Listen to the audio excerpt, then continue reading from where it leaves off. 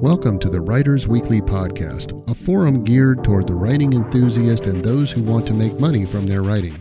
I'm Brian Whidden, managing editor of Writers Weekly, and I'll be your host along with Angela Hoy, the creator of Writers Weekly and president and CEO of BookLocker.com, a full-service book publishing company. Whether you want to learn how to become a professional writer, how to find writing gigs, or even publish your own book, then you come to the right place. We'll be discussing all kinds of topics relating to the writing and publishing industries. Don't forget, you can also click over to WritersWeekly.com. There, you'll find not only thousands of articles about professional writing, you can also find current paying markets and job listings to help you boost your writing career and even your bottom line. But for now, let's get on to this episode of the Writers Weekly Podcast. Hello again, and this is another episode of the Writers Weekly Podcast. I'm your host, Brian Whidden. With me, as usual, Angela Hoy, President, CEO of BookLocker.com and the creator of WritersWeekly.com. And we have a killer episode for you today. Well, you can put it that way. I want to start out with our disclaimer, legal and medical for this one. We are not lawyers. We can't give you legal advice. This is just our information after being in the business for 28 years now. Me, Brian, have been in the business for the last, 10, 11 years. Mm-hmm. We're not your lawyer. Of course, we're not lawyers anyway. Get my tongue all tied up. If you need legal advice, reach out to us and we'll put you in contact with attorney James M. Walsh, who works with scammers, or reach out to your own lawyer. Again, none of this is considered legal advice. Before you do the next one, we have a special guest today. As you all know, we talk a lot about scammers and we talk about authors that we've tried to stop from getting scammed, and yet they get scammed anyway. We finally got an actual psychotherapist to join us. Her name is Marsh Rose, and we're going to introduce her in just a second. But Angela, go ahead with your next disclaimer. Next disclaimer is this is not medical advice, whether physical or psychological. We are not therapists. Marsh Rose is a psychotherapist, but she's not your psychotherapist. So if you find yourself in this situation, contact your own psychotherapist or email us and we'll send you to Marsh. There you go. I also want to say that Marsh has written several articles for Writers Weekly. Yes. She does a lot of scam busting. She really messes with them, and she is hilarious. Yeah. The funniest therapist we've ever met. Marsh, say hello to everybody, and let's go ahead and have you tell us a little bit about yourself. And then before we move on after that, we have a special announcement. But Marsh, please go ahead and tell us a little bit about yourself. Good morning. Thank you for inviting me. This is really a lot of fun. I've been a psychotherapist. I'm licensed in California since 1992. These days, I see clients online through a platform. So I don't have a private practice, boots on the ground anymore. Mm-hmm. But scamming, especially in the publishing realm, is it's kind of a new little hobby for me. I didn't realize there was scamming going on. When my first book came out in 2021, this wasn't happening. And the next one came out last September, and suddenly there was all this peculiar stuff going on. I got some direction there's an AI expert and writer named Jen Heller, who first taught me the warning signs. And then Maria Konnikova she wrote a book called The Confidence Game. And it's just about why do people get conned? Why do people get scammed? Not about this particular. I think there's something very unique about publishing scams, and we can get into that. We're going to dive into that in just a few minutes, and looks like we got exactly who we need to talk to about this. Yeah, this is going to be all about the psychology of scam victims. Yep. Yeah. We've mentioned to y'all before that we get some pretty heavy emails come down the pipe over our scam busting efforts, and strangely enough, we got a very unique one last night. Angie, you want to read this to everybody? Okay. Whenever I say the word F, you know what I'm talking about. They use the real word. However, in a couple of the profanities in this email they sent to us, they sent it through a free email service, anonymous email service, and through our contact form on our website. They put an asterisk in the middle of the word, probably because if they actually spit out the word, my spam filter may have filter would kick it out. Yeah. So, you ready? Dear Angela. No, there was no dear about it. Okay. Just got right into it. Get the F off social media, including Facebook and LinkedIn, or we will send someone to cut your throat, Angela Hoy, bitch. Oops. Beep. Yeah. We have your details. Okay, pay attention to the grammar, okay? Listen, scammers out there and murderers and serial killers, if you're going to send us death threats, just be cool enough to spell and Put it use through proper spell check, grammar. right? Will you 'Cause, please? I mean, Come on. We're authors and publishers. It's hard to take you seriously when you can't even spell right. Okay, go ahead. We will send someone to cut your throat, Angela Hoy. Beep. We have your details. We will give them serial killers and rapists. Are they going to give the serial killers and rapists details or vice versa? The grammars get me I all don't know, messed but up, right? just read Okay. it. Read it. Okay. Serial killers and rapists, special instructions so they rape and cut the throats of your family right in front of your eyes before they bump you off. We will also flood your company page with negative reviews. Decide fast! Exclamation point. We won't spare your associates either. Vanish from social media, including Goodreads, Facebook, Instagram, and LinkedIn, and die like an anonymous loser. Ouch. So are they going to kill us first and then fill our website full of negative reviews? Is that what's going to happen? Okay. All right. You must never be seen online again promoting anything now or in near future. Again, grammar. If we see you again on social media, we will destroy your career and life. We are watching your online activities. We don't live in your country, and your laws can do nothing to us. Your clients will hear from us next if you do not vanish. Again, this was also in all caps. Yeah. Yeah. Just so painful.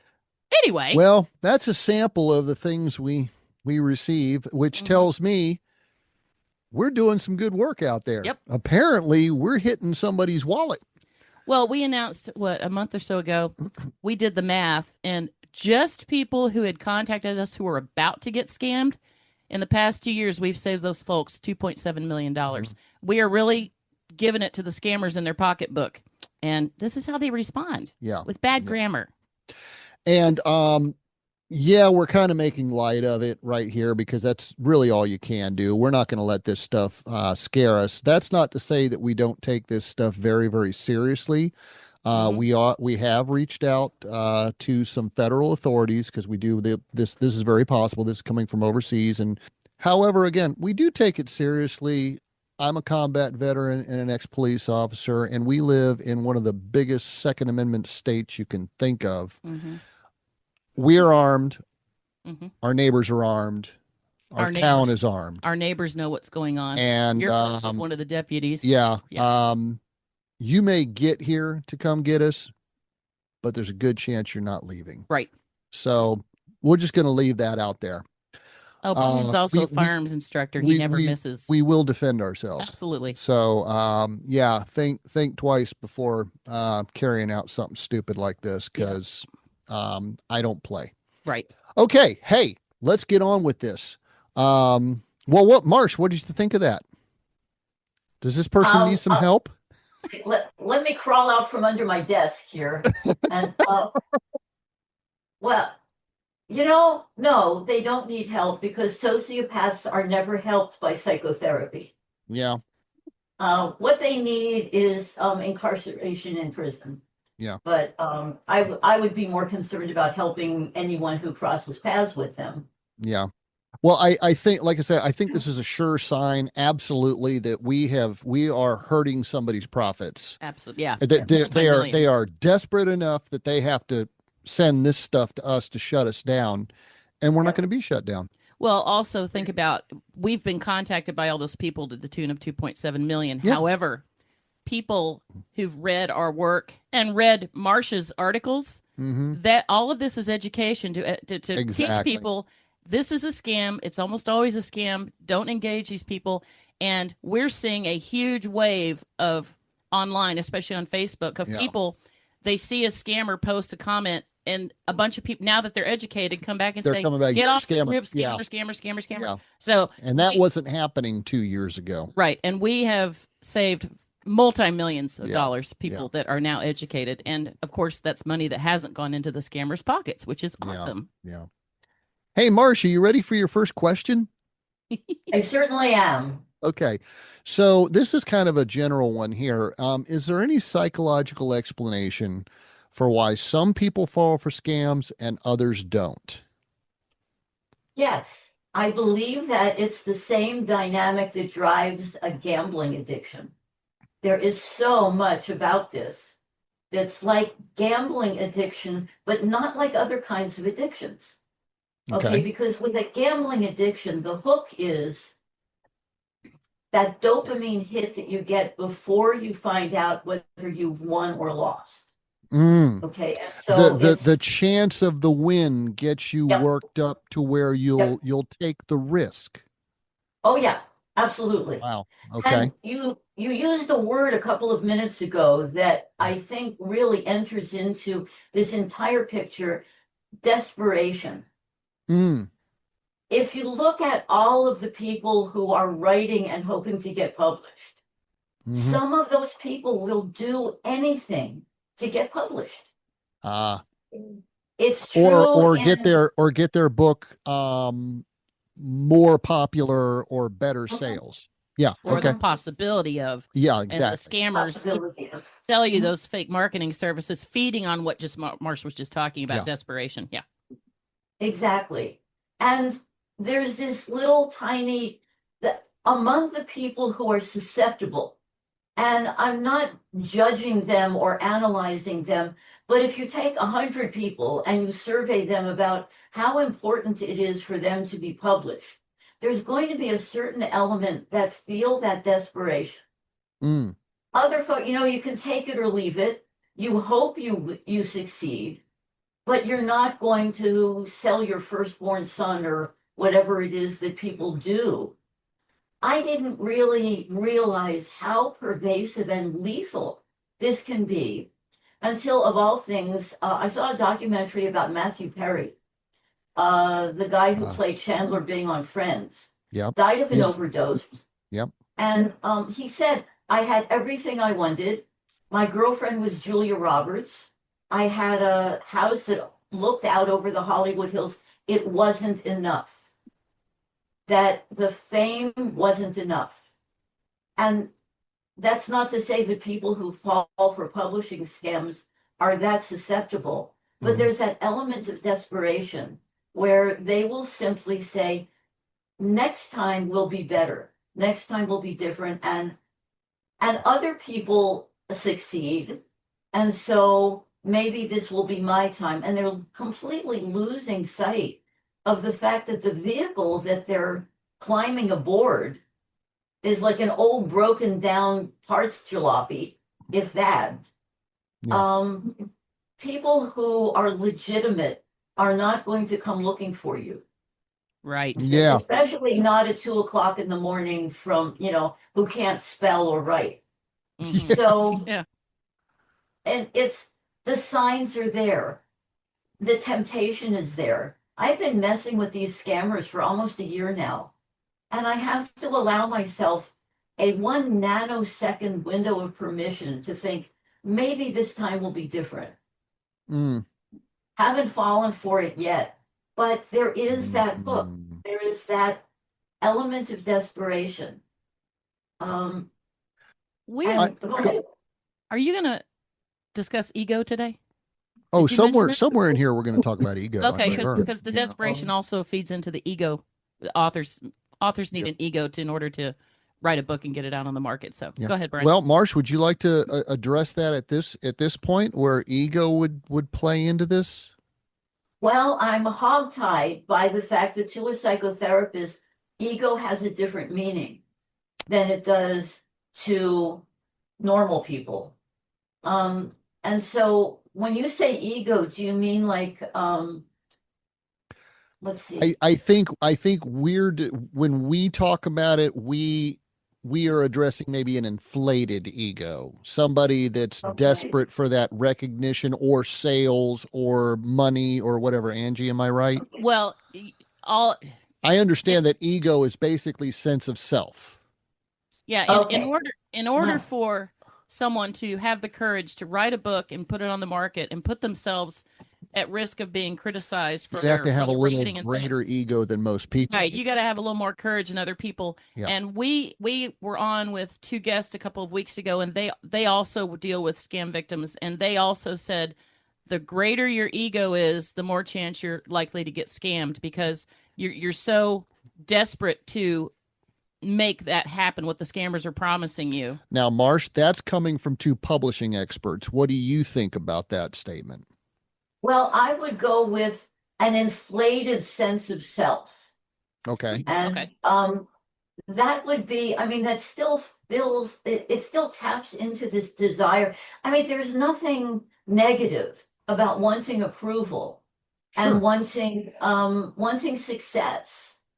And that's, I mean, we'd still be living in caves if we didn't want to improve things, well, Yeah. we can do without, nobody has to invent electricity. We can just live in the cave. But when it jumps its boundaries, when it overcomes quality of life, Mhm. that's when it becomes really toxic. And that's when people start saying, maybe this time will be different. Maybe this time I'll win.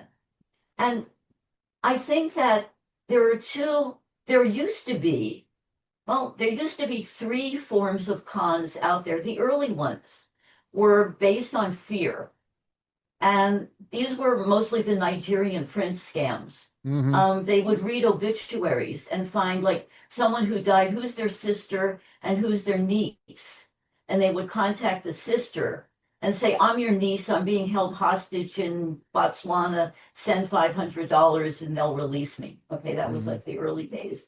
It wasn't until the internet we got the love con and the money con.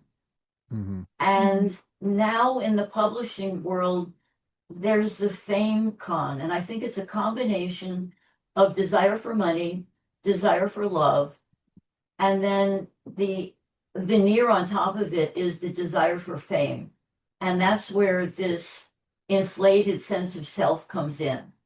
Because you have to believe that you deserve it Mhm. and that you are the one who can offer whatever this is in a way that nobody else can.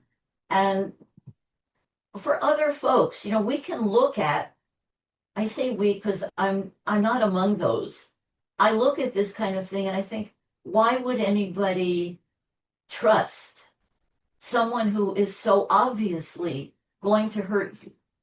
Mhm. Well, we could slide off into the woods and talk about why do people persistently get into toxic relationships? They Mhm. know they're going to be harmed. And then a lot of times in that kind of situation, the person will leave the toxic relationship with the help of their therapist and then go on to find another one just like it. Yeah. It's like, Yeah. this time will be different. This time I can make it work. And So scam Well, victims are the finish same. that, but that's a perfect segue into the next question. But just, yeah, finish what you were about to say. that's basically they don't see that they're repeating the same pattern over and over because the desire that this time will be different is Mhm. going to be the machine driving the whole vehicle, if I can use a bad metaphor. Yeah. So some people get scammed over and over again, even after losing thousands of dollars. So, um, is this more of an issue with personality or psychology? Is it what you were just talking about, like somebody that keeps getting into bad relationships or abusive Yes relationships? to all of the above. Okay. It's all of those things combined. There was a quote that used to be attributed to Albert Einstein. It actually, no proof he ever said it. It was madness. Madness is doing the same thing over and over and expecting different results. Mm-hmm. And actually, it came out of, I think it came out of Al-Anon, which is a branch of Alcoholics Anonymous. Yes. They work with survivors of addictive relationships. So these are the people who are married to or in a relationship with the gambling addict, the cocaine addict, the alcohol addict. And every single time they expect different results. Same thing over and over, but this time will be different. And sure, I gave that person $25,000, but they're not like this person, or but I misunderstood them, or I don't know what the hook is to get somebody to keep reinvesting. But it sounds like they can be pretty persuasive. Yeah. So Marsh, I'm curious what dopamine would play into this, because I hear that that's what keeps people posting things on Facebook, looking for those likes and that what do they call it? Approval or attention or confirmation or whatever. Is this kind of the same thing? Yes, dopamine is actually a chemical that's secreted by our brains. And without getting too technical, we have as many organs in our brains as we have in our digestive systems, believe it or not. But Wow. they're not, you can't see them. They're very, very minuscule. They're very, very tiny. And there's an organ called the amygdala that secretes dopamine. And dopamine is the pleasure chemical. It's basically the pleasure we get when we get that hit. We win an award. Somebody loves us. We get a like on Facebook. We get whatever that is. It gives us that tiny little hit of approval. And again, without getting too technical, you can get so much of it by getting so involved in something that's going to boost you over the horizon with success and fame. You basically deplete your supply of dopamine and you don't have any. And this is why so many times people keep coming back for more. It's because the crash after they fail is almost intolerable, and it just keeps them wanting to go back for more. And that sounds just like the gambler. You know, it is the gambler. It reminds me of all the emails I receive. Authors forward me emails they received from a scammer, and the scammer used AI to make the author and their book sound like the best thing that's ever been created in the world. And the authors are so excited. Thank goodness they're cautious and they contact me first, though probably most authors don't. But I bet those 3 or 4 paragraphs telling them they're the best thing since sliced bread gives them a huge boost of dopamine. Yeah. And then if they aren't careful, they're going to get scammed. If they are careful, they contact me, and then I deplete their dopamine because I take it all away because I tell them, yeah, it's a scam. So it's interesting. And Marsh, we have authors that will contact Angie, and then Angie will explain to them, no, this is a scammer. You don't want to get involved with this. However, some of these authors we will literally prove to them with irrefutable facts that they're talking to a scammer. Step by step. And yet some of these authors will refuse to believe us and proceed to send money to these scammers anyway. Can you help us understand that at all? Sure, because they're not contacting you because they want the truth. Wow. I have never thought of that. That is great insight, Marsh. Wow. Wow. You know, what are they contacting us for? To lie to them. To tell them, yes, you're right. These people you're going to be the next, whatever. Well, they're writing the wrong people. Because we don't lie to people. We don't care how bad the truth is. We're going to tell it to you. Probably less than 1% of the company names that come across my email are actually legit. Yeah. I mean, it's a drop in the bucket, but I still research every single one. And we have an article on our website, and we'll put a link under this episode, WritersWeekly.com/podcast. This is episode 53. 53? Yeah. And we'll put a link to the 11 ways to determine if this company's a scammer or not. And you probably only need number 1 to figure it out. So anyway, go ahead. Well, Marsh, go ahead with what you were going to continue to say. Nobody wants to be scammed. And they're not reaching out to you because they want you to say, yes, you're going to get hurt. They want to hear, oh, this time will be different. And you're the one person who can give them that information, but you don't have what they want to hear.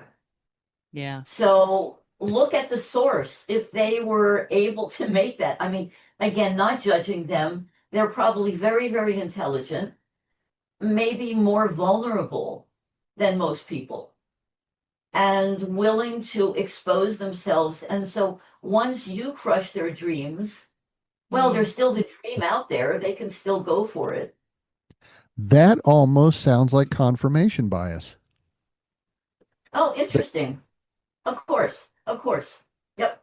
They contact us wanting to hear what they want to hear, and then when they don't hear what they want to hear, they refuse to believe what they're hearing and then move forward. Yep. You know, another problem is they specifically target elderly people. Yes. And we were interviewed yesterday and we talked about this. A lot of people don't have the time to write a book until they retire.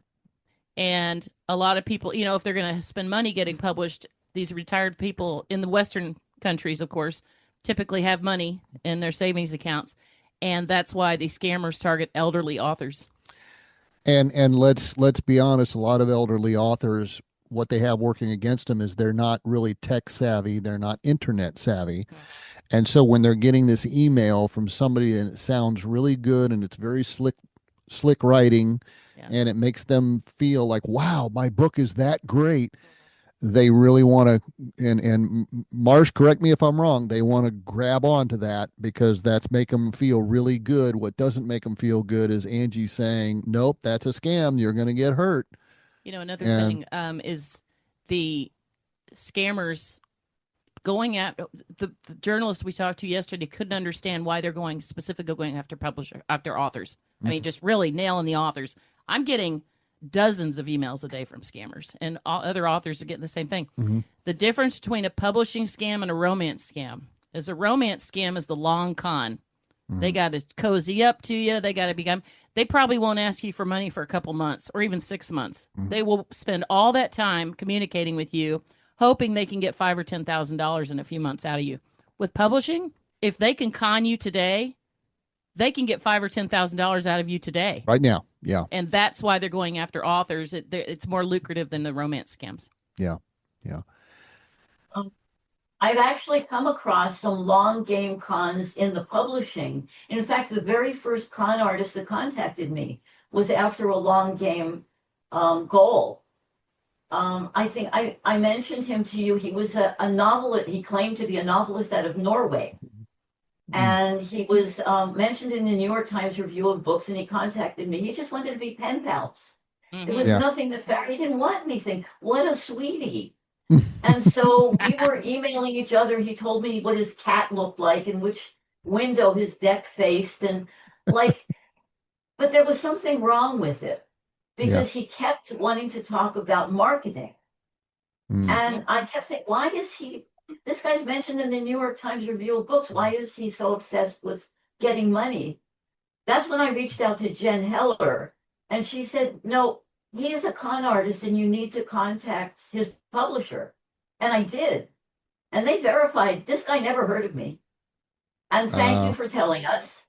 And send us the header and all of the information in their emails, and we'll track him down. And that was my first experience. It was a long game con. And it was an impersonation scam. Yeah. Yep, impersonation scam. Exactly. A lot of them that I get, especially claiming to be romance writers. My favorite ploy is getting them to agree that we used to be BFFs in a writers group. I never met the real person, you know. I mean, they would work in these details of things that never happened. And I would say, oh, I remember the lovely scarf you wore. Where did you get it? Oh, yes, I got it from, somewhere or other. There was no scarf. There was no person. Yeah. Okay, for our listeners, Marsh told this story for Writers Weekly, and we will put a link to that under this episode. It's hilarious. Okay. I'm sorry. Go ahead. Yeah. So, yes, if they can get the money from you right away, they will. If they can play you, then they'll do that. But remember, where while they're playing you the long game, they're getting lots of money from other people who are sending them money right away. You're Yeah. not their only love. Exactly. So, Yes. mhm. Yeah. Every scammer's So, got plenty of targets working all at the same time. Right. Yeah. Yeah. yeah, exactly. And I kind of stopped myself from getting more information when you sent me the question the other day, are seniors more vulnerable? I wasn't thinking about senior authors. I was thinking about all the stuff we get about seniors being vulnerable to money cons.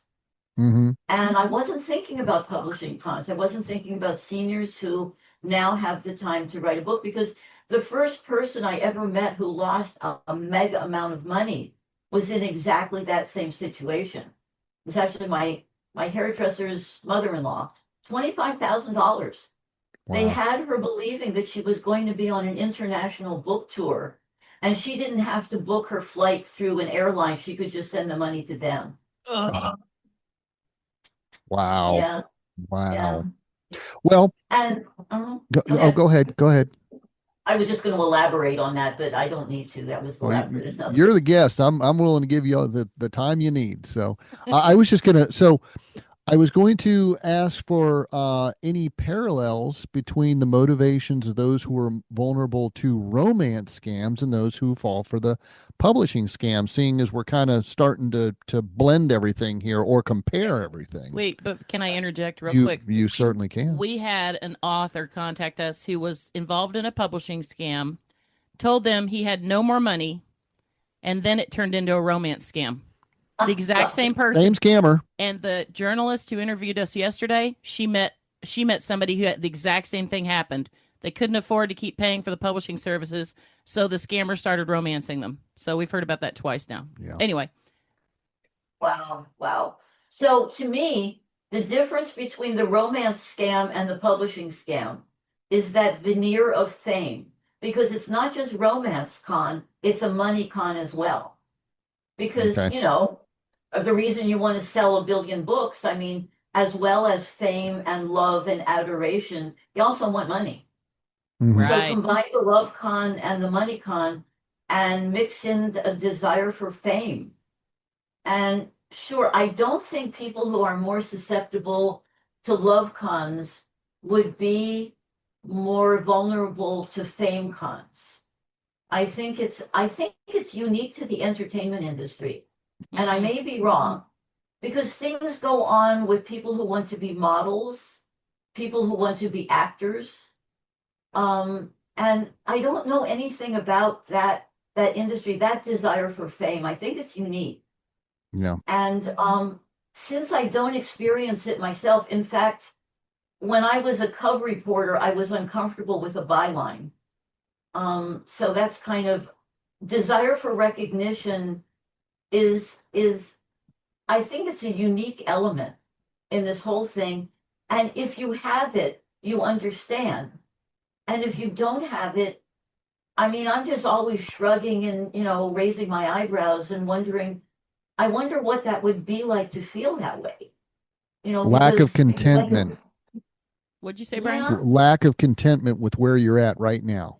Oh, okay. I kind of approach life from a Christian perspective of, no matter where you find yourself, you have to be content with what you have. Now, you may get better, things may get worse, but other people, now, I understand not everybody approaches from a Christian viewpoint, but still, if you can live your life with a certain level of contentment right where you're at, if you get more, you're going to be very happy. But if you don't get more, you can still have a level of happiness because of that contentment of where you're at, instead of constantly chasing the next thing, the next thing, the next thing, the better, the better, the better. Right. Yeah. Does that make any sense? Well, it does. It also sounds like a Buddhist point of view. Also, it's Okay. be in the now. Desire for, The here, the that's, now. yeah, exactly. Be where you are. And if Mhm. you can find, I mean, all of the meditation practices, mindfulness meditation, stress reduction meditation, all of them focus on the here and now. And Mhm. especially, I don't know if this is relevant or just me. I think we all have our unique points of view. What is your body telling you? about what's going on. And really, to me, when I start sensing a scam, which pretty much at this point they all are, when I get that gut reaction, something's wrong. Yeah. If I start trying to talk myself out of it, that's a gambling addiction that's trying to speak. This time will be different. This time will be better. That's the hook. That's the dopamine. That's the hit of that chemical, that we get. And I mean, it's potentially lethal in the case of, I don't know if anyone commits suicide if they don't get fame. Matthew Perry certainly did. Yeah. And that's really where it gets to be toxic and lethal and out of control. And these people, they don't have any compunction about scamming people who are vulnerable. Without vulnerable people, they wouldn't be making any money. Right. And, it's kind of like, how do they sleep with themselves at night, knowing that they've hurt people? Well, I used to work in a criminal courtroom. And, I would find myself asking that about many of the actors in play in that situation. How do they look in the mirror in the morning? Well, sometimes they look in the mirror and give themselves a thumbs up and say, we did a good job, we scammed somebody. Yeah. There has to be a particular mindset. And it's interesting, again, wandering off into the weeds of technicality. Lots of research was done with sociopaths, people who have no heart, no empathy. That tiny little organ in the brains that issues good feelings is smaller than in people who aren't sociopaths. So you're saying for a sociopath, physically that, and we're talking the amygdala at that point, or are we talking another organ? I'm sorry. Let's say an organ in the brain, the way that you get pleasure from social approval. Okay. But you're saying in sociopaths, that is physically smaller than a normal human brain. Wow. Yep. That's interesting. Yep. Yeah. Also, these scammers are very sophisticated. They have studied psychology. Oh, yeah. They know what they're doing. Yeah. And in places like Nigeria and other places, it's considered honorable to scam Americans and people from Western countries. Yeah, they all get, the ones that work in those big warehouses with just computers lined up and people lined up, they get to like bang a gong if they get so much money from somebody. It's all reminds me of Wolf of Wall Street. Yeah. Well, I think they just convinced themselves that, we're all poor over here and all those Americans and Europeans are so rich. So it's okay to take their money because we don't have it. We don't have what they have. So let's just, I don't think they have any real sympathy for it. Yep. Wow. It's like shoplifting from Macy's, sort of. Yeah. You look at a big company, it's okay if I take, $200 worth of clothes from them because they got plenty. Right. Yeah. And we deserve it. That's, that's another element. So, I actually need to reel myself in and stop feeling sorry for the scammers. Because I see them work in these warehouses and they're victims too, and there's an overlord, and it might not be that way. Angela has found out that is the case in some instances, that some people have been human trafficked and put into that situation and told if you don't perform, you're in trouble. But the vast majority of scammers contacting authors, we call them the amateur scammers, they're just lone wolves working by that. They found, this is working for somebody, I'm going to do this too. Yeah. A lot of them are just individuals who, and when you confront them on Facebook, man, they get really mad.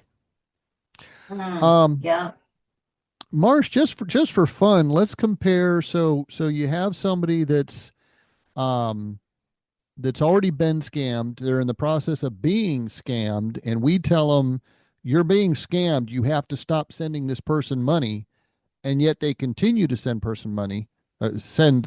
the person money. And we have, not only do we deal with this, if you watch any of the catfished shows or the romance You scam shows, do. Yes. families will tell loved ones you're being scammed, stops into and they just refuse. Let's compare that to Stockholm Syndrome. Just for giggles, how close is it, do you think, to comparing to Stockholm Syndrome? Well, in a sense, oh, interesting. In a sense, the person being scammed is a hostage. Yeah. Okay. They're a hostage to themselves, in a sense. Ooh. They're Okay. holding themselves hostage, and they identify with the perpetrator because it's a way that they keep themselves safe psychologically. It's a way that they keep themselves from having to admit, I am vulnerable to a scammer. That is a very good point. Interesting. Yeah. So it's denial to a point. Denial on steroids. Yeah. Absolutely. On steroids. Okay. Yeah. I see. Yeah. Yeah, that's Um, an interesting way to put it, is you don't want to face the it would be a devastating reality to have to open up to realize that you have been scammed and that you are vulnerable to this and that you have lost something because you didn't think it through. Some people are and so shamed. Go ahead. Yeah, go ahead. and the operative word is you. You gave them money. You got scammed. You were the engine driving the machine. In the Stockholm Syndrome, I think it's interesting. We've gone back now to using Stockholm Syndrome instead of Patty Hearst syndrome. But it's, Patty Hearst was, famous daughter of the Hearst Publishing Company, kidnapped and eventually identified with the perpetrator and was videotaped holding an assault weapon in a bank. Yeah. She identified that much with the perpetrators. That happens over and over in hostage situations because psychologically, to protect yourself, the only way to survive is to go along with what you're being brainwashed is true.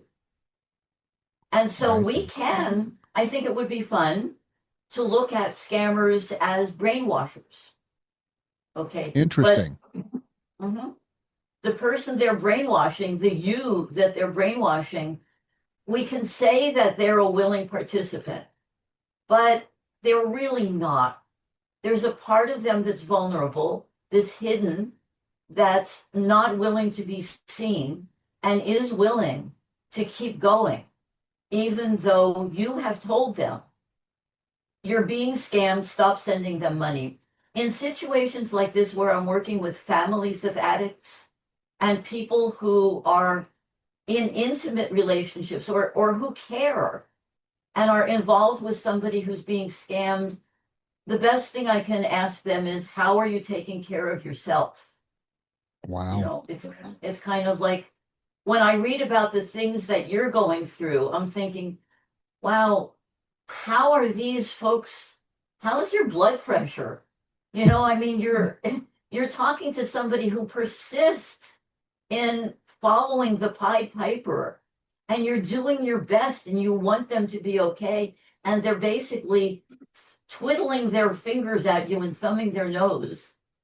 And here you are doing the best you can, and they just won't listen. And how are you taking care of yourself? I want to ask, do you think about them at night when you should be sleeping? Sometimes. Angie, talk to me about that. There's a gentleman who recently lost $80,000. It was 3 different websites, but they were all the same company. 2 of them threatened to sue us. They said they're not the same company. They have the exact same website, okay? It's the exact same website. Anyway, that was his entire retirement. And he said, I'm going after him. I'm going after him. I'm going to sue him. And I told him, yeah, you can try, but you're never going to be able to collect on the judgment. You'll get a judgment, but you might have to fly to Nigeria to sue them, but you're never going to be able to collect. And he wrote, he's so upset, which I certainly understand. He hired a lawyer in Illinois, and it's either going to be the lawyer will tell him, nope, you're never going to get anywhere with this, or the lawyer might be a slimy one and might drag it out for months and months and charge the guy thousands of dollars, and he's never going to get anything anyway. I worried about him. He's in his 80s, and we do all this for free. We don't charge anybody anything to research scammers. But when I hear these really horrible stories, and they're almost always senior citizens, it breaks my heart. It really does. However, I'm going to keep doing it because we are really making a dent. And so are you, Marsh, with your awesome articles you've written for us. You're just, you have a unique talent in making everything hilarious when you're dealing with these scammers one-on-one. It's just great. Well, they are hilarious. Yeah. I'm actually working on one now for you of getting love bombed by a scammer. Oh, So, great. I can't wait. Yes, that's for next month. It's like no matter what you say to her, she comes back with compliments. It's like, so. Hey, Marsh, we've got a couple of questions that were sent in to us from Facebook, some Facebook followers, and so I wanted to ask you about these. Sure. Now, we've already covered this, but I'm going to let you just touch on it again, just because I want to give this person's question voice here. Is scamming now? Okay, so this is actually from the perspective of the scammer. Is scamming an addiction as well as a money-making venture? Once a scammer becomes successful, are they able to change? Can you give us any insight, do you think? Well, just my opinion, yes and no. Yes, it's an addiction. No, they're not going to change because where's the motivation? Yeah. There's actually the story of a Nigerian scammer who got out of the business and wrote a book about how it worked to warn people. Okay, there's one. Yeah, I'm sure there are some what am I thinking? Exceptions to the rule. Yeah. But I think you're right. As long as you're making money, and culturally, again, you're not. These aren't Americans for the most part. Right. These are people in other cultures, and as long as you're making money, why stop what you're doing? Right. Yeah. Well, and look at Wall Street. It doesn't matter where it's based. I mean, there are enough Americans, and addiction's addiction. You get it's basic behavior modification. You get rewarded. The bell rings, you salivate. If you're familiar with that, basic, Pavlov. Pavlov's, right. I mean, we're all basically dogs. And I say that because I love my dog. Who's right here listening. I can see your dog behind you. It looks really comfy. I tend to like dogs more than I like people. Go ahead. That basically it's reward and behavior. So the scammer gets rewarded. Why would they stop? Oh, because they're hurting people? Well, their amygdalas are too small. They don't care. So, I mean, that's not across the board. It's like really serial killers in prison were the ones who were evaluated. So. Gotcha. Okay, so here's another question. This is an interesting one. Who is likely to be more vulnerable, senior women or senior men? And are people from other cultures or countries like Scandinavia or Canada more vulnerable because they are more trusting? Now, I don't know how trusting, how much more, I don't even know how you measure how Scandinavians are more trusting than Americans versus Canadians or whatever, but and they also asked, do some victims have an element of greed as well? So let me know if I need to repeat any of those. No, well, I'm half Canadian, so okay. I could say that Canadians, I mean, there's an element of almost naivete, but no, they're pretty sharp. Okay. I looked up Scandinavians when you first sent me the question. I don't find any research at all on vulnerability among Western cultures. Okay. Because Americans are so often targeted. I don't know if Scandinavians are targeted at all. And then senior men versus senior women. I think that it must be even across the board. If there's an element of wanting fame, I would say it doesn't matter if it's women or men. Love cons, it's different. Money cons, it's different. Fame is something else entirely. And is there an element of greed? I'm saying no. Because greed is a toxic, greed is succeed no matter who you hurt. Greed is wanting more than everybody else. So I don't think that that element of greed is what weighs in fame cons. I think it's more the combination of money and love. And because if you take the greed element out, I mean, I actually Googled greed to get all the synonyms. They don't really hit it for me. Gotcha. Yeah. Okay. I got a comment about senior women versus senior men. Okay. On Writers Weekly, we have more female readers than male readers. Right. At Book Locker, probably 50-50 male authors versus female authors. We hear from considerably more male authors who've been scammed than we do from women. You're right. But it might be because the women are too embarrassed to admit they've been scammed, so that's grossly underreported. And Marsh is nodding big here. Yeah. But the men, when they realize they've been scammed, they come out swinging. They are mad. They're mad. So go ahead, Marsh.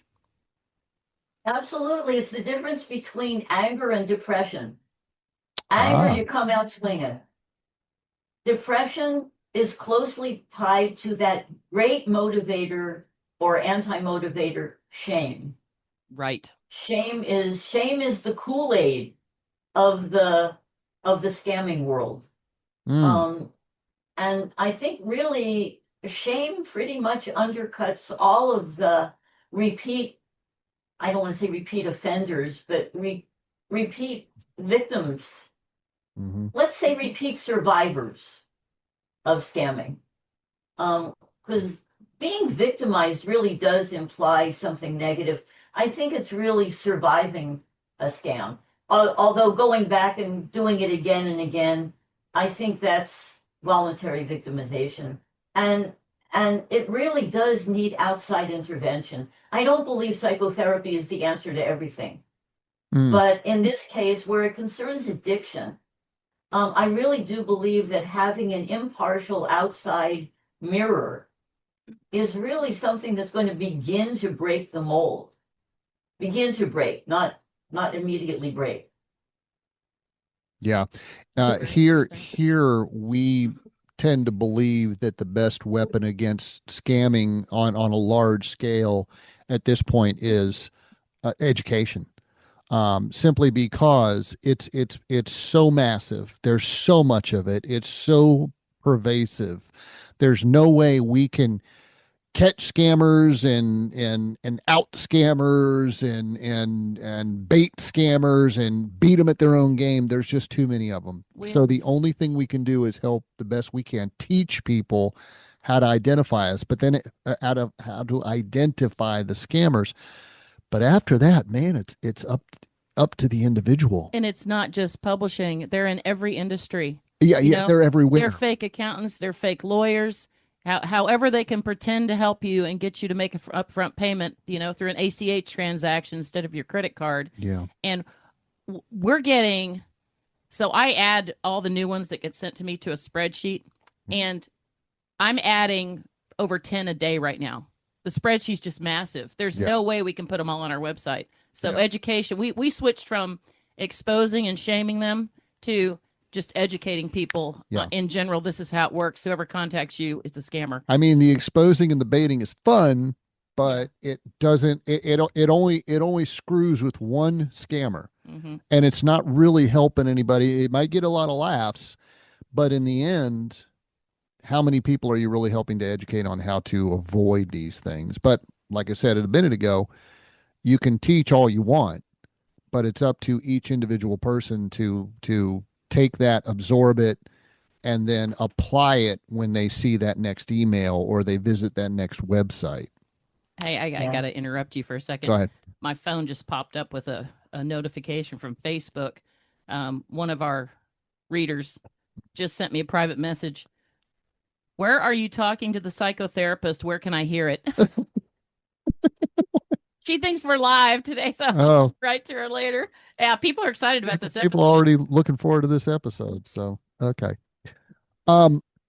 Marsh, this is the last question. And as I read it, I see that we've actually already touched on it, but let's just touch on it again real quick. I'm curious to know why people who have already consulted you about a potential scam still believe the scammers and spend thousands of dollars on something they know is not real. And I think that's a key phrase right there. They know is not real. They don't know it's not real until they choose to accept that it's not real. Am I correct? Absolutely. Absolutely. Knowledge in this case is not power when it comes to being scammed. It's that emotional hook. And our emotions are so much more powerful. I mean, unfortunately, logic has absolutely no role to play in this situation. Wow. It's all emotion, it's all desire, and really it's all desire for fame. And it's going to shout out every single element of logic and reason and, everything that has happened to human beings in the last 10,000 years goes out the window. It's all about um, gut feeling and chasing that next high. Dopamine. Well, yeah, Dopamine, you bet. Yeah. and I had a thought, and it just flew And out. there it went. I will share this with you, Marsh, and the audience. I almost got scammed just 2 days ago. Yep. Believe it or not, Not a publishing the, scam. the one of the the scam crusaders here almost got it. I'm a winemaker. I like making wine. I know how to crush a bucket full of grapes and make wine, but my preferred method is to buy a wine kit You buy the juice with and then all you with make all it. the stuff included in one box, and I make my wine for that. But the particular wine kit that I usually make my wine from was no longer available on Amazon. Although I think suddenly like one box popped up, and it was, and the price had Like jumped. it's double, The right? price had jumped from like $60 to $84. I'm like, why did they jump up that high? So I decided to Google to see if I could find, that same product anywhere else. And lo and behold, a link comes up, my brand of wine kit for $48. And I'm like, whoa, half price, great. Then I click on that, and it's a brand I recognize called Mountain Supply, and they're sell wine stuff. And so I start filling out the form to order my wine, and it came to that, fill it, credit card number. And I just paused and I said, let me just double check this, because half price is too good to be true. Right. And I first went up to the address bar on the The browser, website address. Yeah. and it said mountainsupply23.com. I said, now wait a minute. I don't remember a 23 being in the name Mountain Supply. So I went back and I opened up another browser, and mountainsupply.com. Boom, up pops the website. Mm-hmm.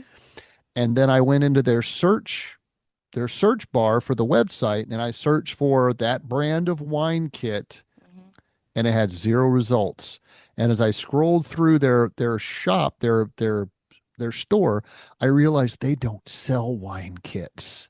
Wow. They only sell, you can buy yeast, you can buy, carboys, you can buy Right. buckets, you can buy tannins, you can buy So- everything you need to make your own wine, but they do not sell wine kits. And I Well- realized that Mountain Supply 23 was a fake scam website, and I almost gave them a credit card number. So another impersonation scam. They're pretending to be another company. Yes, exactly. Trademark infringement. Yep. If they're using their photos, it's copyright infringement. Yep. Yeah. Yep. They really are in every single industry now. But that's an example of how easy it is to get caught up in this. If you're not looking at the And details. if you just slow down for a minute and take a skeptical look at everything that you do online, Yep. you're gonna be able to protect yourself much better. Marsh is shaking her head. Unless you, rather than if you go based on emotion. Marsh, your comments? I think that's absolutely true. It's everywhere. And really, it's unfortunate that we need to, I mean, I don't want to say paranoid, but I think skeptical is as good a word as any. But we do, it's absolutely true. We're all vulnerable at this point. It doesn't mean we're all weak or we all want to succeed. It's just, you know, if we don't, if we rely on getting in our car and going to the store, and that's the only way that we can keep going, then we're probably not as much at risk. But if we buy things online, then we're at risk. I mean, I've bought things on a very popular website that turned out to be counterfeit. Wow. And Yeah. you wouldn't think that would happen, but you could tell by, you know, it arrived and this isn't the actual manufacturer. So, yep. So, yes, they're everywhere and it works. Mhm. So they keep doing it because why change? You know, the Change is hard. impersonation stuff, the scammers are impersonating all the major traditional publishers. Yeah. And if people would just look at the actual website a lot of the scammers will put the real publisher's website under their signature. Yeah. But if you click reply, it goes to a Gmail Goes to email Gmail. address, and Yeah. those publishers don't use Gmail. Yeah. But a lot of them have put up websites, and it's like Simon and Schuster, or they change it to like SimonOrSchuster.com. Yeah. And most people won't look for those. Or maybe Simon and Schuster, something Right. like that. But all it takes is one character off. Yeah. And you've got a whole new website. Looks exactly like the real website. Yeah. Yeah. Scary. Go ahead, Marsh. I was just going to mention there's a fellow out there who writes a lot about internet like clickbait and stuff like that. Is Ask Leo. And I go to him, he sends me an email every week. This one was about click scams. And he writes a lot about how people get hacked and scammed. And it's very, very technical computer stuff, but he saved me a couple times, like how to look at an internet address to see if it's real or not. And the Yeah. 23, I never would have known that. He told me about that. So And yeah. you said Ask Leo is I tell you .com. what, where people ought to Yep. go. Okay. it's Leo.com. AskLeo.com. We'll put a link on that. WritersWeekly.com/podcast, episode 53. Yeah. And we'll have a link to Ask Leo. That sounds like a great resource for people to look at. Marsh, I am so glad you joined us today. I think this just kind of gives everybody such a better understanding of what you're dealing with when it comes to these scams, both romance, Yeah. money, and Wine. wine, Thanks. and even the publishing thing. But you know, there is a psychology to it. But as you say, sometimes psychology has nothing to do with it. It's almost like an addiction, or it's this drive, this desire for fame, fortune, money. And if you can't tamp that down or control that, You're then most likely to be you're in screwed. trouble. You're gonna hit the tripwire. Right. Marsh, I would like to give you 3-4 minutes to say anything you'd like to wrap up here. Actually, this has just been a great deal of fun. You've actually taught me some things that I wasn't thinking about and didn't know about. So yeah, I I can think feel that really, dopamine flowing already. Oh, yeah. And I wasn't even trying. So yeah, I think you guys, here comes more dopamine. You guys do really great work, and it just really enjoy reading it every time it comes out. So yeah, education is the important thing, and absolutely right. Messing with them isn't going to change anything. As a matter of fact, I messed with one. She confessed. It was a tearful confession. She will never use that famous author's name again. 2 months later, here she comes again, There as she if is. we've never, So Well, it may not do anybody any good, but it's still fun. So don't stop. We want to hear It's more fun for about me. how you mess with these scammers. And again, we're And, going to you put a know- link to all Marsh's articles under this episode because she is a hoot. And you know what? I'm not advocating messing with them. It's dangerous to interact with sociopaths. Can So- we take 10 more minutes, and let me just ask you about that.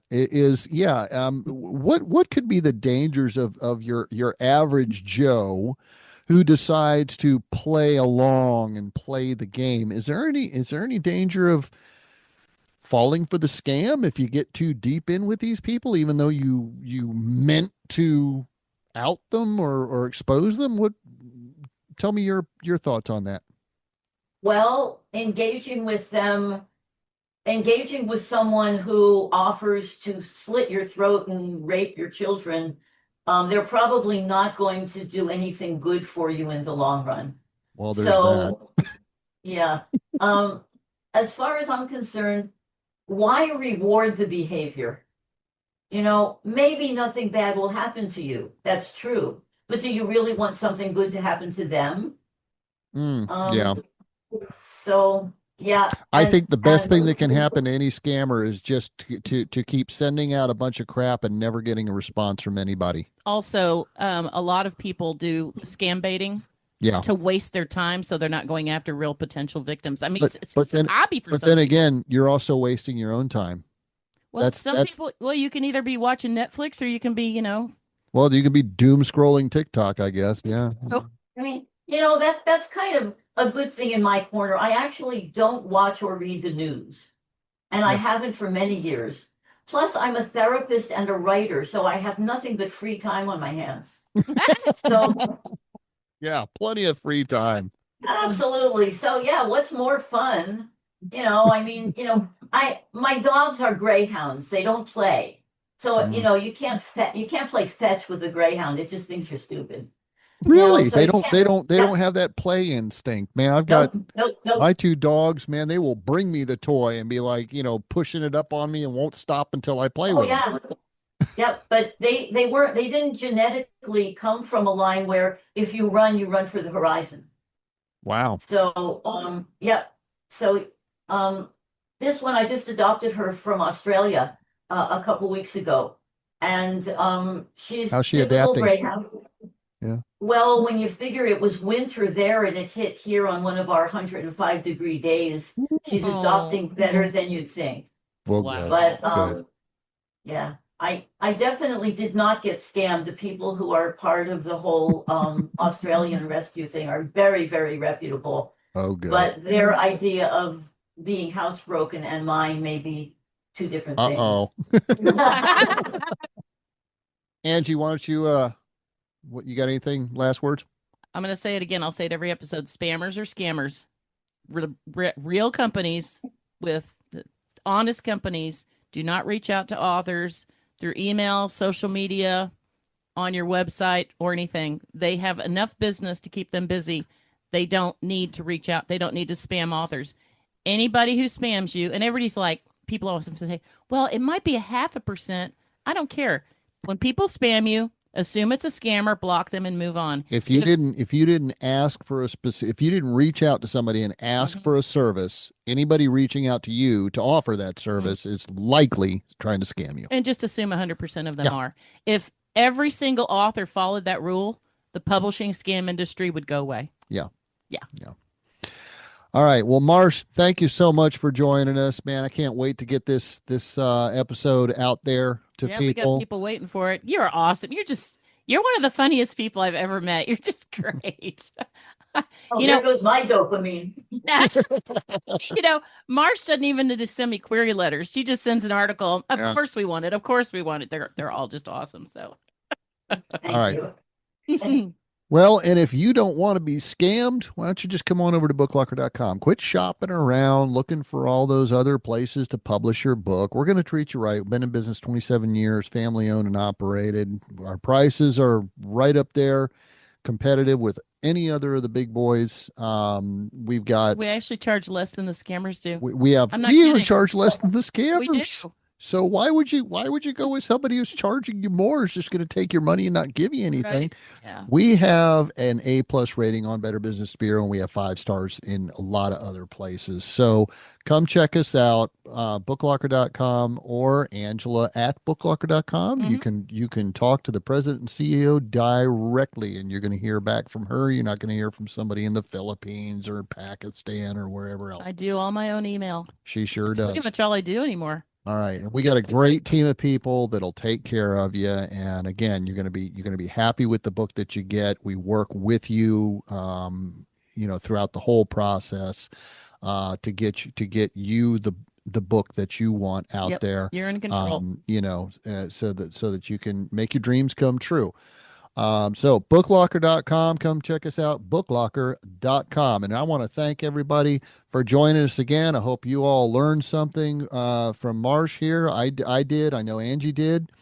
And that about wraps it up here. We will see all of y'all again on the next episode of the Writers Weekly Podcast. Thanks again, Marsh. See y'all later. Bye.